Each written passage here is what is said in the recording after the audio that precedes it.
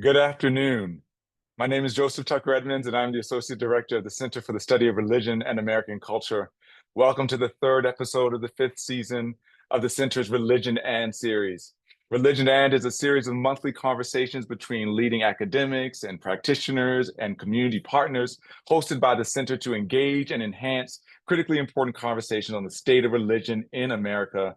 And that is just one piece of the important work that our center is doing to continue this conversation and to engage a wide variety of scholars and thinkers around this topic. The last episode was a probing and quite compelling conversation on religion and Islamophobia. Thank you, Doctors Khadija Kaja, Serena Graywall, Kayla Renee Wheeler, and our student panelist, Tala Koff, for a fantastic conversation. If you didn't get a chance to catch it, please check it out on our YouTube channel or our website, or if you just want to listen to this or any episode, we are now available to be downloaded by your favorite podcast provider. The panelists have updated resources to the show notes pages of the episode, and there are so many excellent resources for you to connect with students and community members and to continue this conversation as we move forward.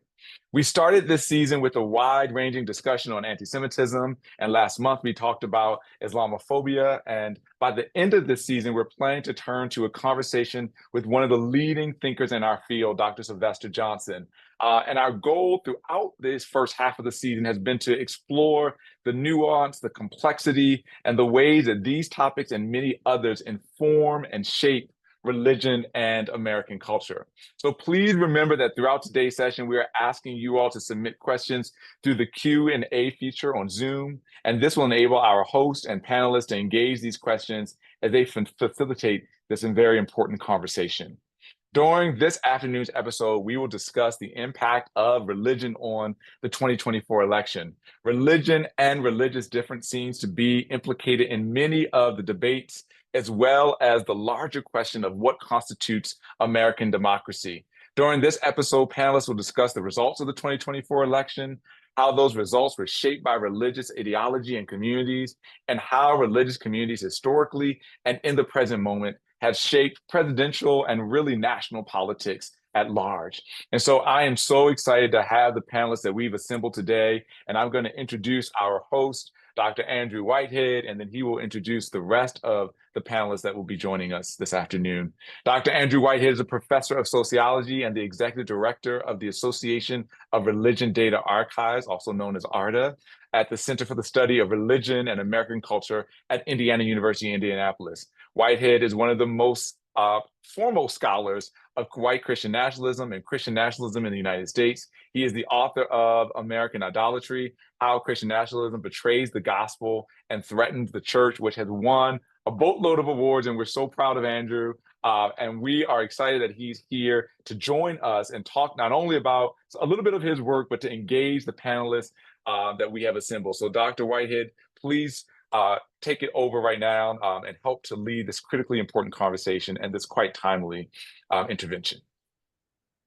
All right. Well, thank you, Joseph. Really appreciate that. And welcome to everybody joining us, and welcome to our panelists too.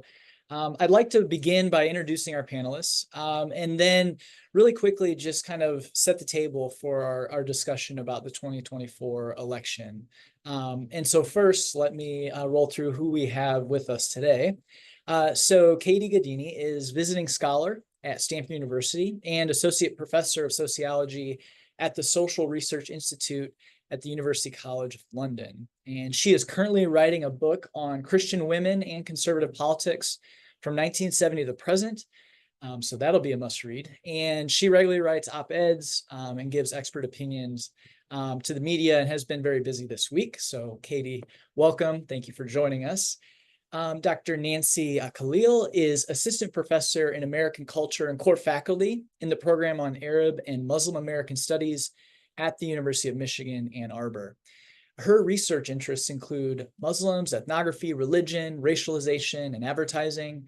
And her current book project, which is forthcoming with Stanford University Press, is an ethnographic research project on Islamic higher education institutes and religious clerics, or imams, in the United States. So thank you, Nancy, for being with us today. And then finally, we have Eric McDaniel, and he is professor in the Department of Government and co-director of the Politics of Race and Ethnicity Lab at the University of Texas at Austin. So his research examines how the intersection of race and religion influenced the American political landscape.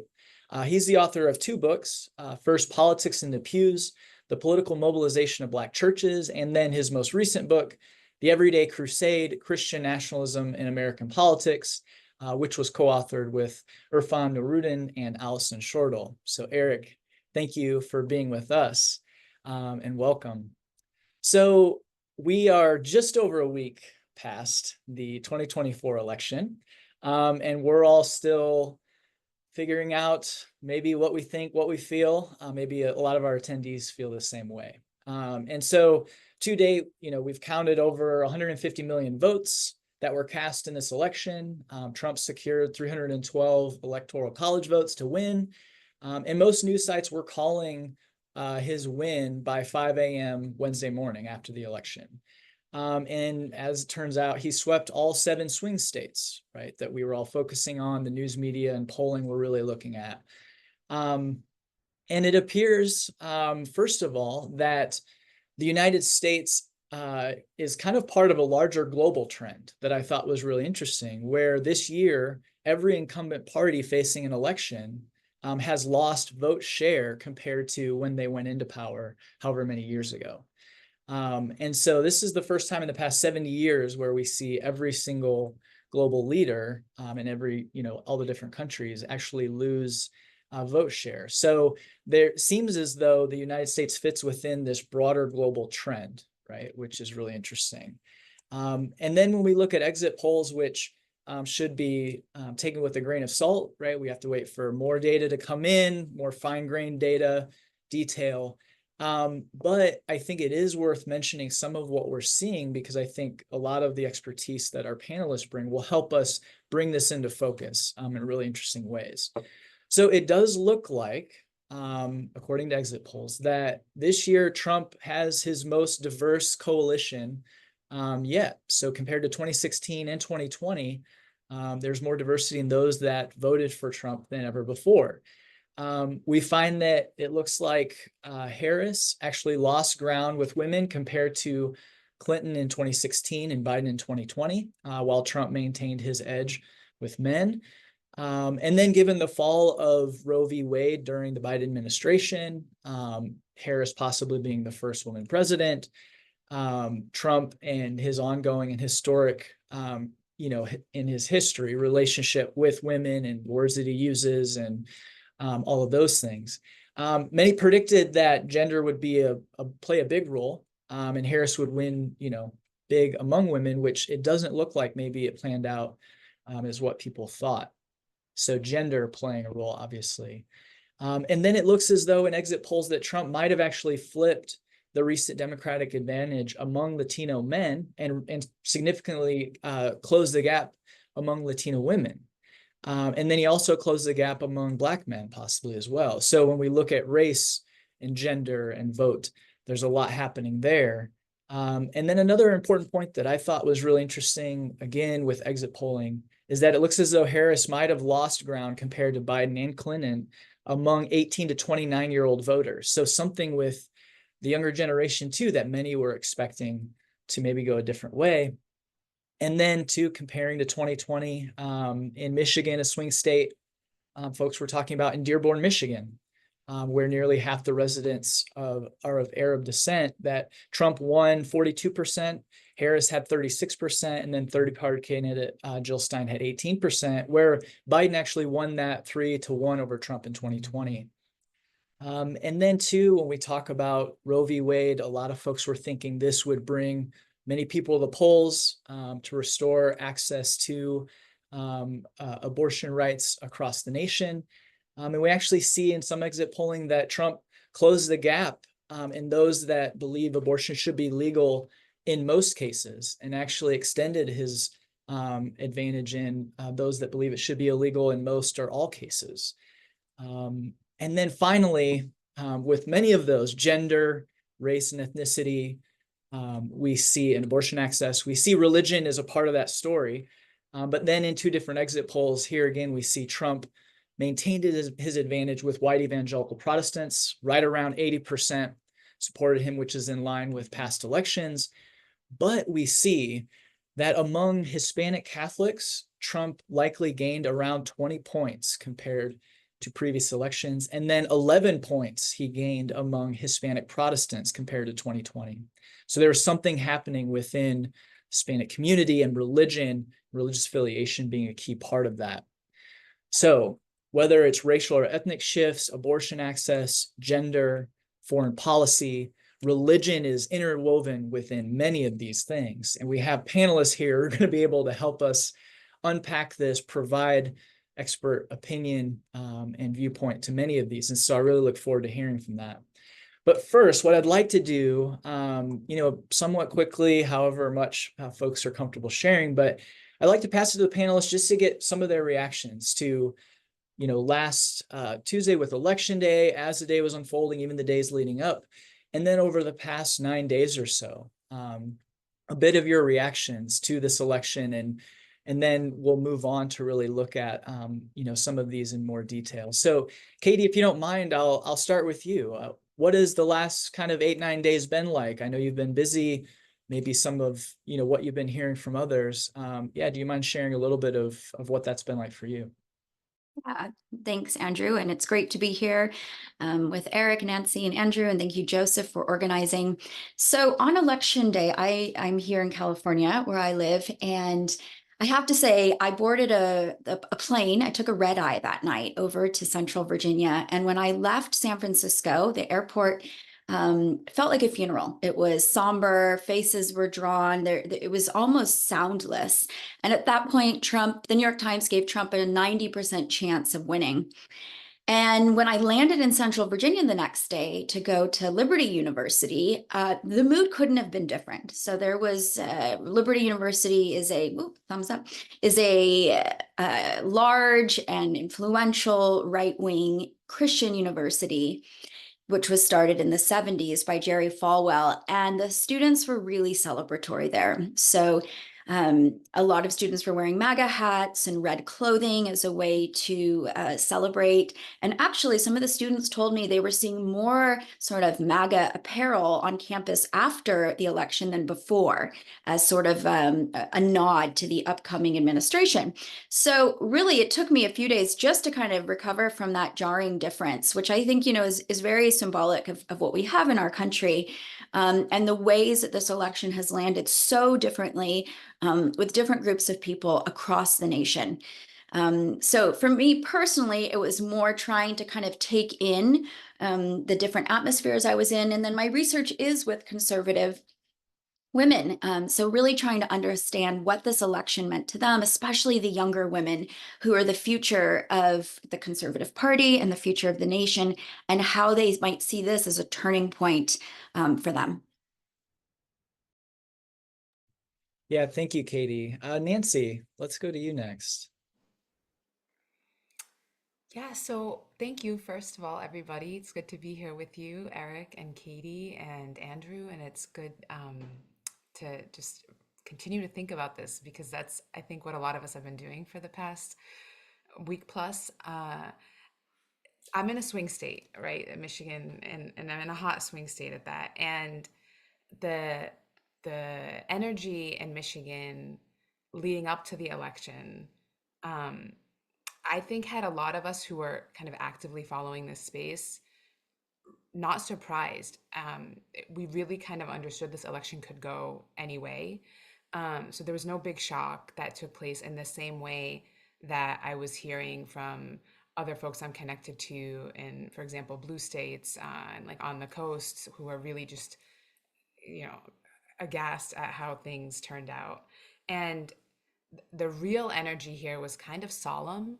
You even saw that after the kind of day ended and everybody was done with the polls and the numbers were coming in and people had their watch parties. And it was just a sense of there really isn't a good outcome because the primary issue here in Michigan for, and I want to just take a second and distinguish, because there's the Muslim community and there's the Arab community, and intellectually and academically for so long we've been trying to separate those two because they're two different categories. But in this election, they've kind of collapsed again as one vote in one block.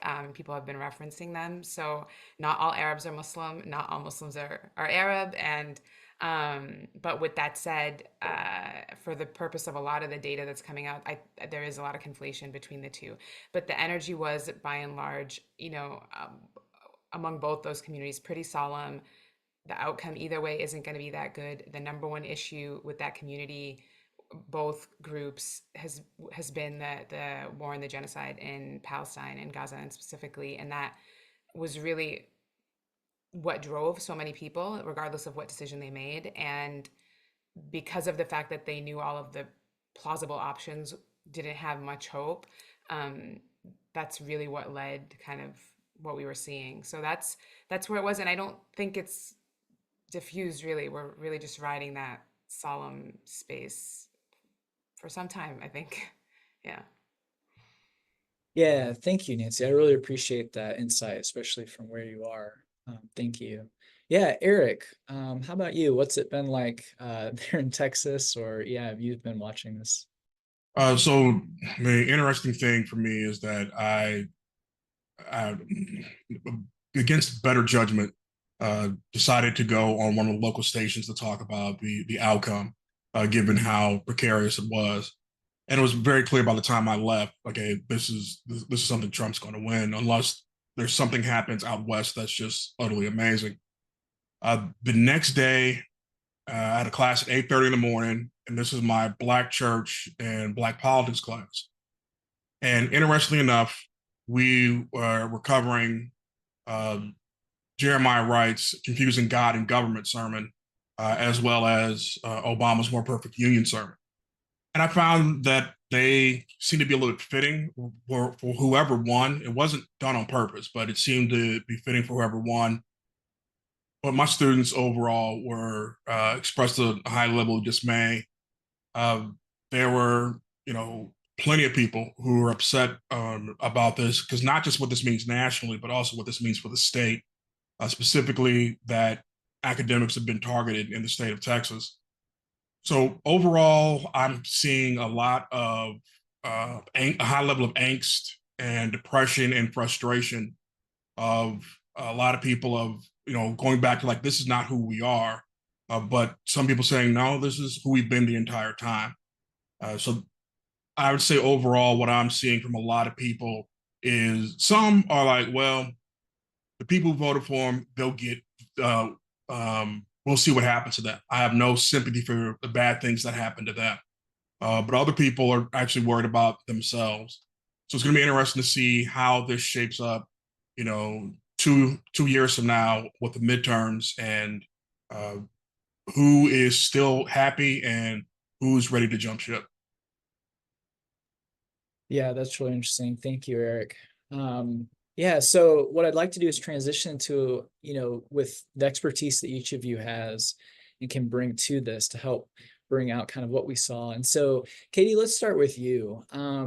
Yeah, can you give us a sense, with how religion or religious ideology or religious communities, or really all three, how they shaped kind of what you were seeing leading up to, in the months towards the election, especially as Harris became the candidate, up to election day. Yeah, bring us into context, especially with your expertise there. Yeah, so I've been studying Christian women on the right since 2016. This is the third election cycle. I've kind of traveled with them. And what really strikes me is that in the lead up to the election, and really over the last 4 years, we've seen these headlines and we've heard so much about how Trump has a woman problem, right? Even a week before the election, there were headlines saying, Trump has a problem with women, and that this would be decisive in the election. And yet, as you mentioned, Andrew, with the exit polls, Trump gained with a number of groups of women voters. So he won 53% of the white women vote, which was a gain on the last 2 elections. He gained with Black women, with Latina women, and with Gen Z women. So it's pretty clear by now that Trump doesn't have a woman problem, at least when it comes to voters. So the question for me then is, why do women like him so much? And I can't answer that definitively. I can just speak with the population that I do research, which is Christian women, and specifically with white Christian women. In this election, what became clear to me is they see that their sense of womanhood, their gendered identity is under attack, is under threat. And they see Trump as the person to save it and to fix it and to restore their sense of womanhood, their God-given sense of womanhood, the way that they understand it. And this is kind of a unifying symbolic importance behind a lot of the issues that they mentioned. So let's take, for example, the economy. A lot of the women I've interviewed have mentioned that the economy was top of mind in this election. And when you dig a little bit deeper, what you find out is it's actually, they believe that men, again, this is coming from their Christian identity as well, that men are meant to be the breadwinners and women should have the option to stay at home, to homeschool if they want. But in order to do that, they need a strong economy and they need low inflation and they need a lot of jobs. So Trump promising to fix the economy in that example is a way of allowing men and Christian men and women to slot into these gendered roles that they believed were designed for them and that have kind of gotten askew under Democratic leadership. Okay, abortion is another example, and resistance to trans rights and immigration. Those are the top issues I saw. And behind all of those issues, again, there is this sense that to fulfill my God-given role as a woman, being a nurturer, a protector, a mother in this heterosexual gendered binary, I need these issues to be fixed. That's the first part, which we've seen on the Christian right for a while. But the thing that's new is that really hooking on to a candidate to be the one to fix that. And this came into fruition towards the end of the Trump campaign at one of the rallies, I think it was in Wisconsin, when he said, I want to protect the women in our country. And one of the women I interviewed, who's a social media influencer, she told me she wept when she heard that. That really brought home for her the sense of not just material and physical protection, but again, symbolic protection, which is that which she's looking for and a lot of white Christian women are looking for.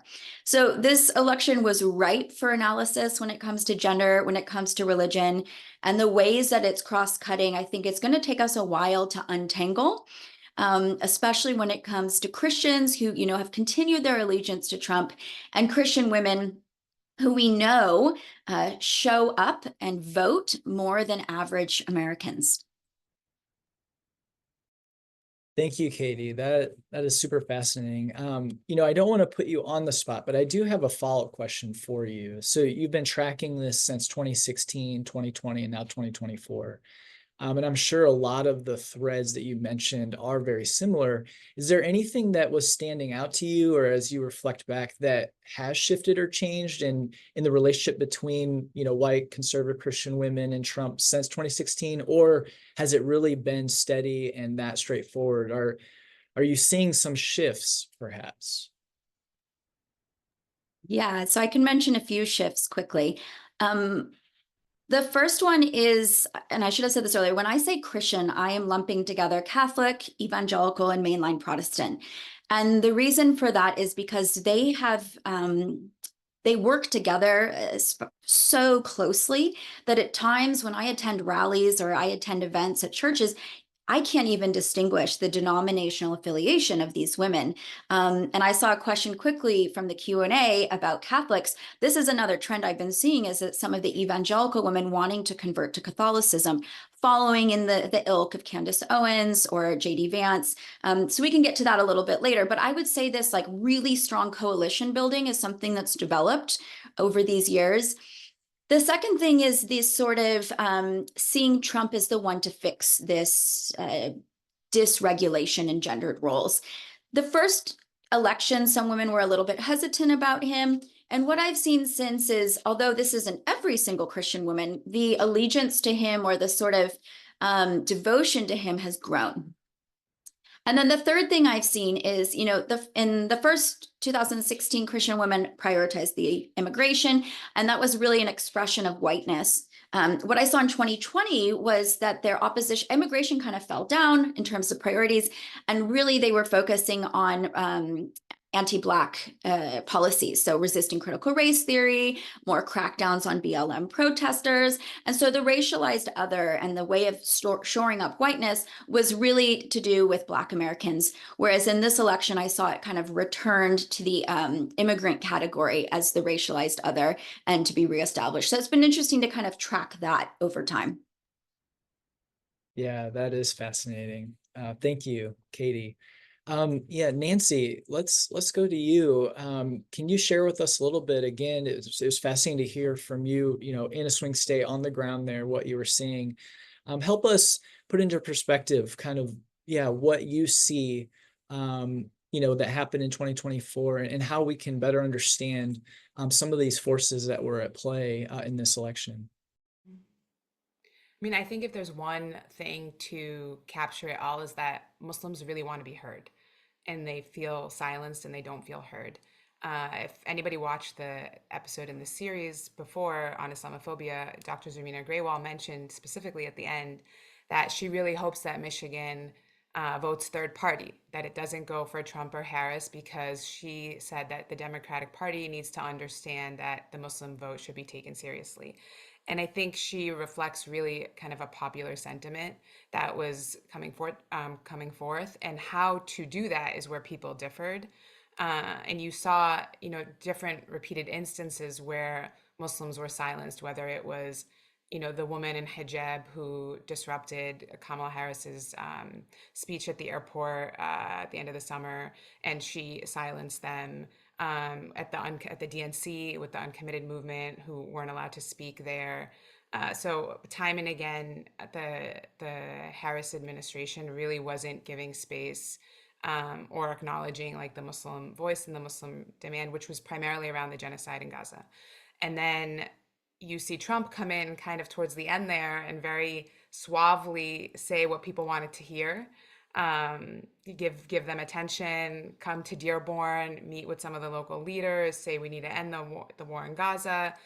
That went a long way, even though everybody knows his reputation indicates he can say a lot of different things. It doesn't necessarily make them trustworthy, but nonetheless, it had impact. And we saw that especially in Dearborn, where Trump got, as you said, the highest votes of any of the other candidates, which is different, by the way, with exit polling that was done by CARE Action, which is a kind of large Muslim civil society political activist organization.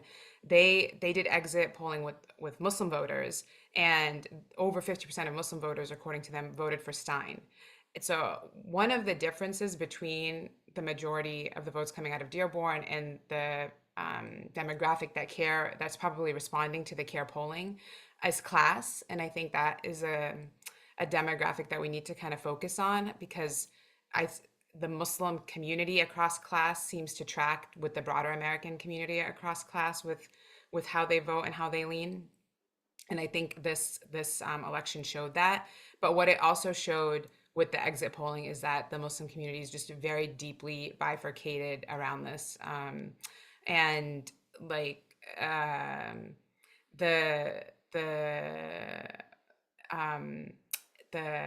emphasis, sorry, I lost my train of thought. The emphasis on Gaza with the exit polling was almost unanimous. Like 90%, close to 90% of the Muslims said that was our number one issue. And they cared about the economy, they cared about abortion, they cared about the immigration, they cared about those things. But number one, whether you voted for Trump, for Stein, for Harris, for nobody, or I guess that's another thing we should talk about, is how many people didn't vote.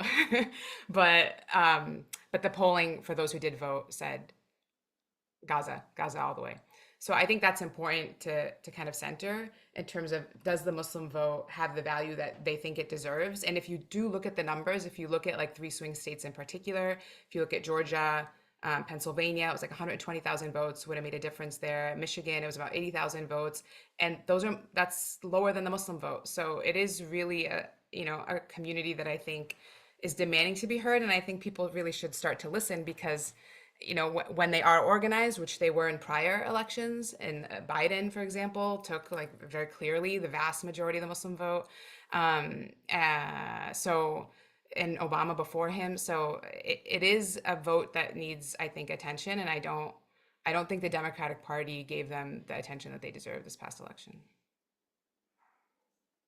Yeah, that is fascinating and super helpful. And one thing that you kind of mentioned that I'm now curious about too is those who didn't vote or sat out. Do you have any sense as to, I haven't seen numbers, maybe you have seen some, or two, just in interactions or being closer there in Michigan, what was that like? Or do those folks differ in some way from those that did participate but might have voted third party? Are there differences there, or is it similar kind of forces, right, that were pushing them to just sit out versus vote third party or vote for Donald Trump? Yeah, I mean that's a really good question, and it's anecdotal, like my response to it. Like I said, people were split. What's the right way to get our message across, to get people to listen to us? Do we vote for Harris? Do we do a protest vote? Do we vote for Trump? Do we do a third party? And then when it became clear, at least here in Michigan and other, I think other swing states, that Muslims were pretty bifurcated, which was then affirmed, the narrative then became, well, we just need to try to get out the vote. So how do we make sure that Muslims go to the polls? Because that's the number one way to demonstrate political power. And people were really concerned. Like Michigan has a good early voting process, and I think up until like just 2 or 3 days before election Tuesday, about half the state had gone to the polls, or had done early voting, and that's like 50% of the voters. But from the Muslim community, it was about 10% of the voters that had early voted. Now we run late on things usually, so it's possible that's what was the cause of that. But the getting out the vote, I think, was a real concern. And the numbers overall, like, there are a lot of different theories going around as to why so many votes were lost in this election cycle from the last election cycle.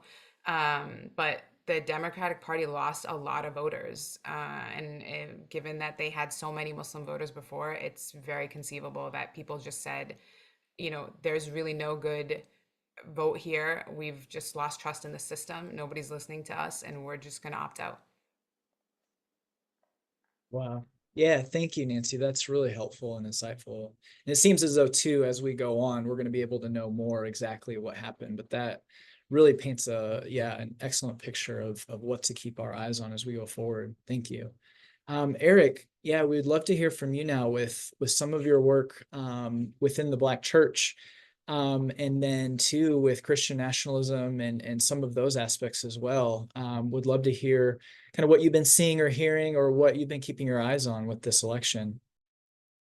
I think that a lot of what was going on with the Black vote is very similar to what Nancy pointed out, where you saw a number of elites kind of complain about what is the Democratic Party doing for us. Now, they were not political elites, they are more social elites doing this. But it also speaks to this general kind of breakdown in Black civic leadership.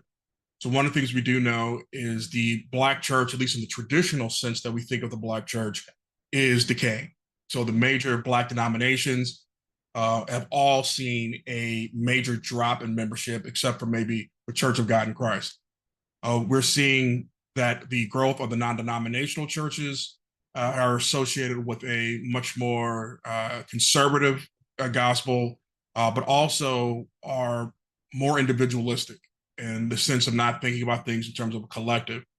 And they have been, if you want to see where Black preachers have been, especially the non-denominational, they've been in the Trump camp quite a bit. So this lack of the increasing number of black people who are going to churches preaching kind of this very conservative argument, then the increase of people who aren't going to church at all, and the general decline in Black civil society, I think, contributed to that quite a bit. Fears over the economy. There were a lot of things going on that you're getting a myriad of Black voices, and some would argue that the Black voices that might be counter to the interest of Black people are getting more attention than others. But you've also had Black faces for a lot of, very strong anti-Black policies. So if you look in Florida, when they went after the AFAM, it was led by a Black woman who was reported saying, thank God for slavery, because if not, I'd be in Africa worshiping a tree. But also, another thing we need to be aware of is that the LGBTQ plus issue has been strong within the Black community. I think people believe that after President Obama came out in support, it was no longer a debate. But I do think you're seeing a lot of churches take a very strong stance against homosexuality, and also a very strong stance against the transgender community. And what this means going forward really isn't clear. But I think it's important to be aware of the fact that when we think of the Black church, we think of it as more liberal, more focused on protecting all people. But with the decay of the central Black institutions, just like we're seeing the decay of the white mainline, a lot of these messages are not getting out anymore. So the Black church may not be the place for the Democratic Party going forward. And you may see some shift to the right. I'm expecting that to happen with the Democratic Party. But I think you just had a lot of people who were desperate for something. And Trump was bringing people in who would normally not be brought in.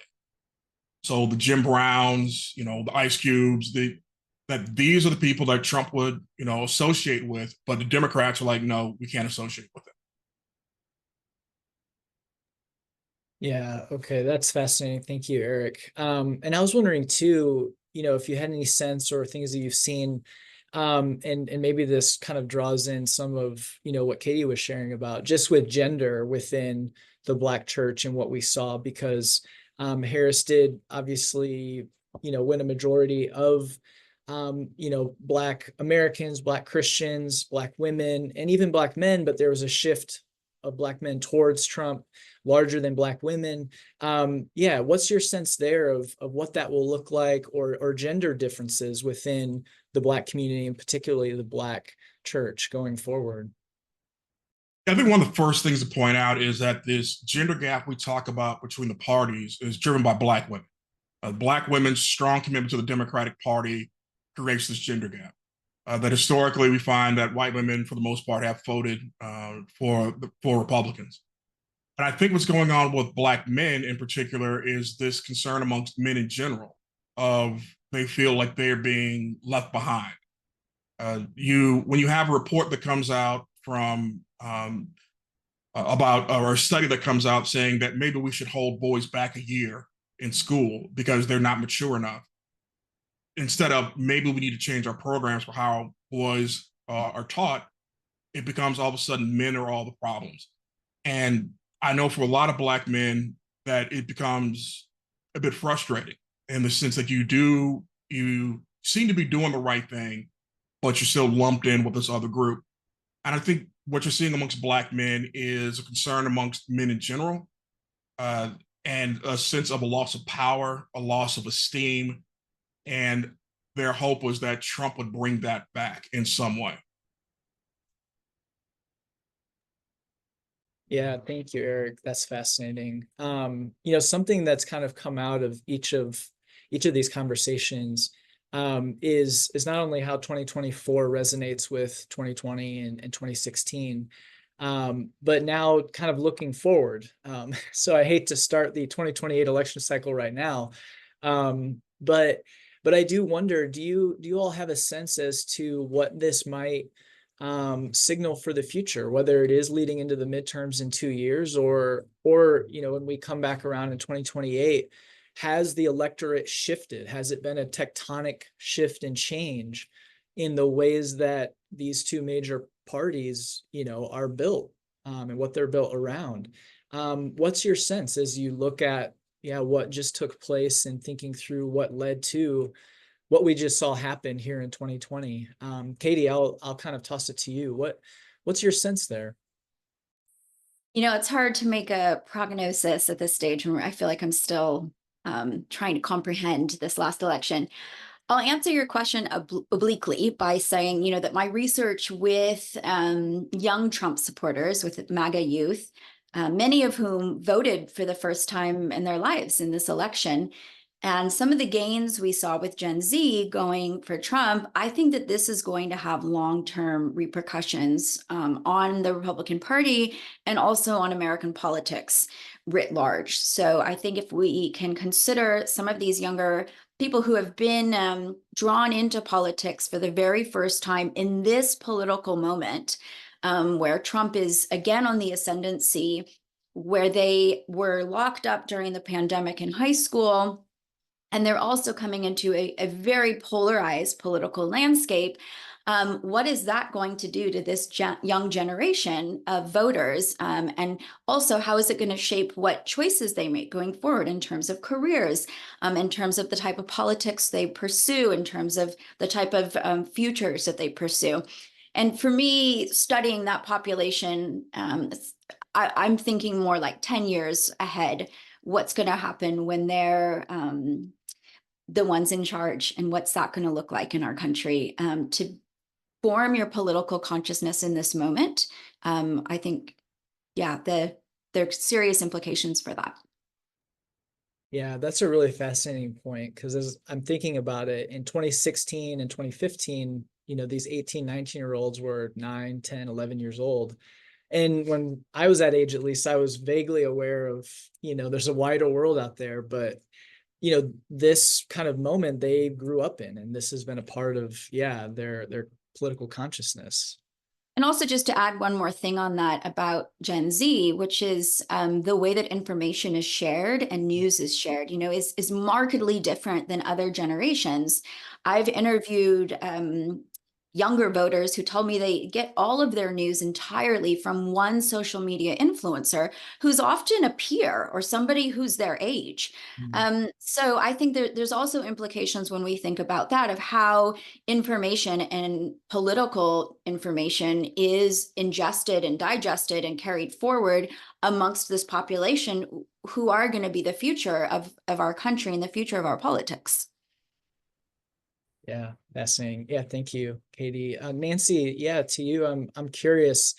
As you shared, folks in this community were able to really rally around and really push towards a desired end, and that happened with Biden in 2020, and now with Trump, it looks like in 2024. And I wonder, will that type of ability really to respond in the moment stay with it? Or is this something where now, if Trump does end what's happening, or push through for a deal to end the suffering in Gaza, will this group really then stick with him or the Republican Party? Is it a realignment, or will they stay, have that ability to really be able to pivot? I'm curious, your thoughts as we look forward. Yeah, I mean, while Trump took Dearborn, I think in general the Muslim vote across the country was very bifurcated. So, and for the first time in several elections. And so, what's going to happen in 2028? I mean, it could go so many different ways, because um, on one side of it is Muslims are very, energized. They want to, or they kind of understand the political process even more deeply. I think every election we see that more and more with this community. You see um, kind of more Muslims attuned to the nuance of how you get somebody to campaign, how you get them elected, what are the things you have to do, even just trying to get people through to get endorsements from different parties, things of that nature. I think there's a lot more kind of political intelligence or maturity. That said, there's also a lot of frustration and jadedness with this kind of dominant two-party system and how it's failed them. It's unclear which of those will reign in the next 4 years. Like, will people just leverage that new knowledge, or that deeper knowledge, I should say, and keep going with that? Or will they continue to just opt out and be frustrated with the system? A lot of people are working towards the former. Like, there's a lot of organizers out there that really want to build that Muslim power and Muslim vote. So I think that has a strong possibility. It's just a really fascinating moment too, because the genocide's still happening. And so until that ends and how that ends, I don't think people are going to be thinking about anything else. And right now trying to leverage whatever, relationships or capacities they have to move towards that is what people are thinking through. And I could easily see in 4 years, hopefully this genocide is over, hopefully there's some kind of relief or victory out of it for all the Palestinian victims. And in that case, it's not the number one issue driving people. And then we have kind of a more normative, politically sophisticated Muslim community that can actually drive votes and can unite around issues, and may have more power than people imagine it does, or than people gave credit to it. So we'll see. Like, I feel like I'm rambling because it's really I'm just hypothesizing. Like, it could go so many different ways, and that's kind of the result of really the silencing that took place and them not feeling like they had any allies, and different people coming up with different plausible ways to build that power. And the future is yet to be seen. Yeah. Yeah, thank you. I appreciate that. And I agree. It's so soon. But it is so fascinating to think of what the implications could be. Yeah, so folks that are joining us, if there are questions you have, you can drop them in the Q&A. Would love to hear from you. There's a couple in there right now. And I'd like to throw this to our panelists, and to whoever can kind of chime in on this. A question about Catholics in this current election. We've touched on Christianity, generally, and Katie, you brought up that they're a part of this kind of coalition. But as we look at Trump's running mate, J.D. Vance, who is a recently converted Catholic, the Heritage Foundation and Project 2025, with presided over by a Catholic linked to the Opus Dei movement. What is the place of Catholicism in U.S. politics today, and what have you all maybe seen as we lead into this election, or as we come out of it, what this means for politics here in the U.S.?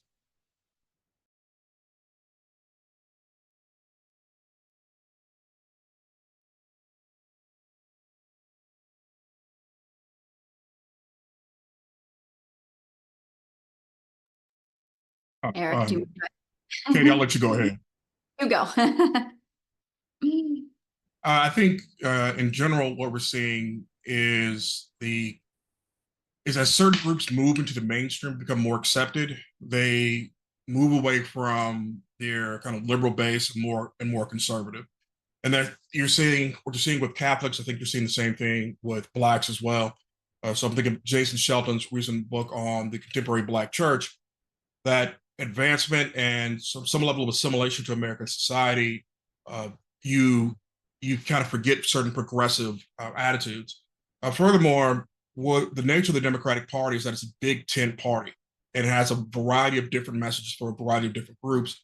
Whereas for the GOP, it is a very narrow message that doesn't seem to have much. And when you then on top of that, just the general decay of trust in institutions has allowed somebody who is a strong figure to take over. And this means that more, maybe authoritarian might be the wrong word to use, but very strict hierarchical organizations become more popular because of the confusion associated with the lack of trust in institutions.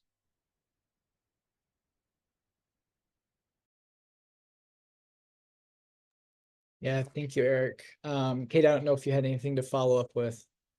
I actually just wondered if I could ask a question of Nancy. I saw this question kind of got posed in the Q&A, and I had the same question, so I'll raise it here. I'm wondering, in your research with Arab and or Muslim voters, what they're thinking about the Trump administration as regards to alliances with Netanyahu and the genocide in Gaza, given his track record with Israel and, moving the embassy, his support of Israel, both symbolic and material. Is there a sense that he will do things differently this time around, that he'll stand up to Netanyahu in a way that the Biden administration hasn't? Yeah, if you could just speak a little bit about that. And then the question that was posed from the audience member is also the appointment of Huckabee. I don't know if you've gotten a read from your interlocutors about that recent development. I mean, that was the big gamble that people who supported him took, because the vast majority of Muslims in politics, in elected positions across the country, have been Democrats. And the narrative coming out of them before the election and after the election was, do not support Trump. He is going to be worse for Gaza, for Palestine, and for all these other issues that we care about. There's no win in supporting him. The counter narrative was, well, the Democratic Party needs to learn to listen to us. They've silenced us. And if there's no consequence to that, then we'll never be taken seriously. And what's worse than a genocide? How much worse can it get? So, and this continues to kind of be the case. So those who supported Trump, you know, maybe they hold out some hope that he will do things a little bit differently. But those who have a kind of political experience behind them continue to believe that there's a very rough road ahead of us.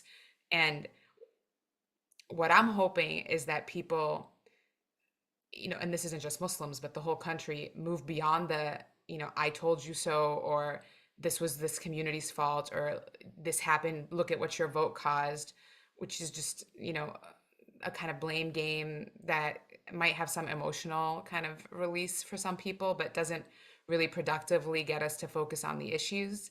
And the other thing I heard from some Muslim communities local to Michigan, which gave me some hope, was that they wanted to return to the Muslim values of, you know, like healthy etiquette and healthy manners, and like back to kindness, back to listening, because so much of that was lost in a lot of the conversations and debates with everybody. I mean, you see this across people get heated and can get vicious.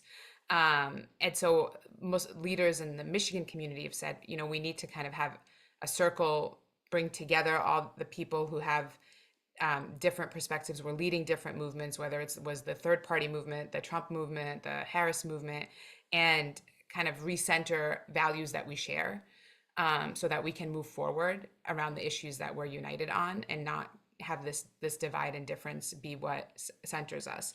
And to be honest, I really hope that they're able to do that, because I think the road ahead, the kind of villainization of people that's being done, whether it is, you know, right wing or right leaning folks, or whether it's towards like the liberal left folks, doesn't get progress to kind of centering people's needs and humanity and rights in a way that's nuanced and considerate, I think. And I think really that's where we need to figure out how to get to as a country overall. And the concern is the current or the incoming administration may not center that. So how do we continue to help get them there, right? I think, and I hope Muslims can lead on that. If I have a hope, that would be it. Yeah, thank you, Nancy. Another question that came in, Katie, was for you.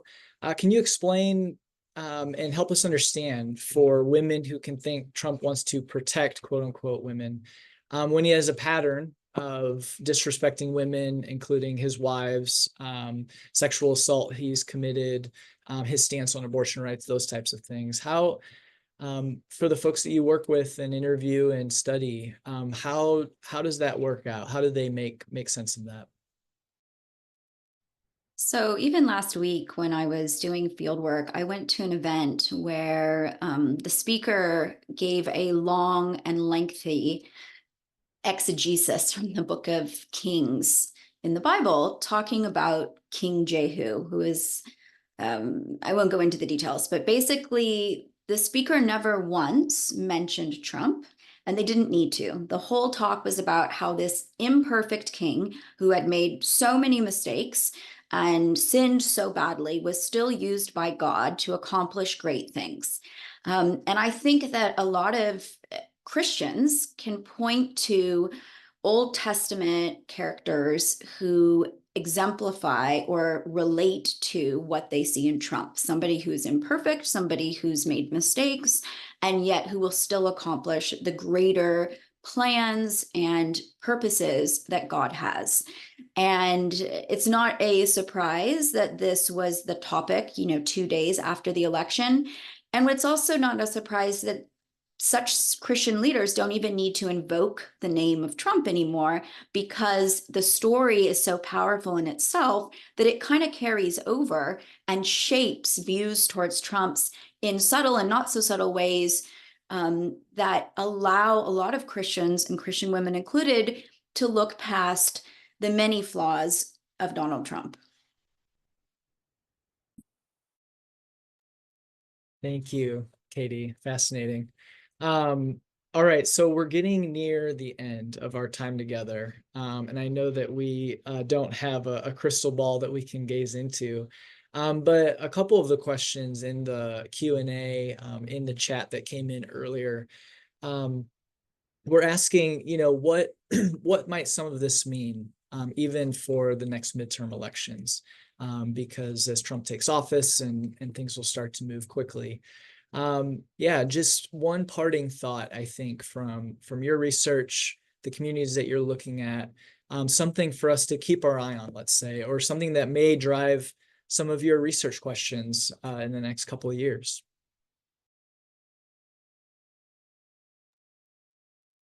So one of the things that I'm interested in is, what does this mean for the kind of gender dynamic? We know there's a racial dynamic out there, but there's also a racialized gender dynamic. And what does this mean for Black men if things continue the way they are? But furthermore, what does the Democratic Party do, given that it's a party that really represents wealthy white progressives and not the common ground? And this is why they cannot seem to reach out to a lot of Black voters and seem to alienate them. Are they going to kind of get back to the ground and work with people who are blue collar as opposed to well educated and wealthy? That is something that we need to be aware of, and that might change. Their rhetoric might change during the midterm elections. But furthermore, as President Trump is not able to fulfill his promises, because he made promises to everybody, my expectation is they will, that the Republican Party will be punished in the midterms.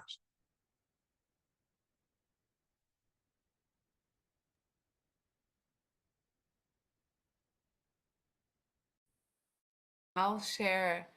So I think allyship is a really important thing to focus on, because if you look at like Obama's elections and then, Biden, and even with Trump and with Biden after him, it was always about allyship. Like we need to unite as marginalized groups, as disenfranchised groups, and try to get somebody in who's going to focus on our issues.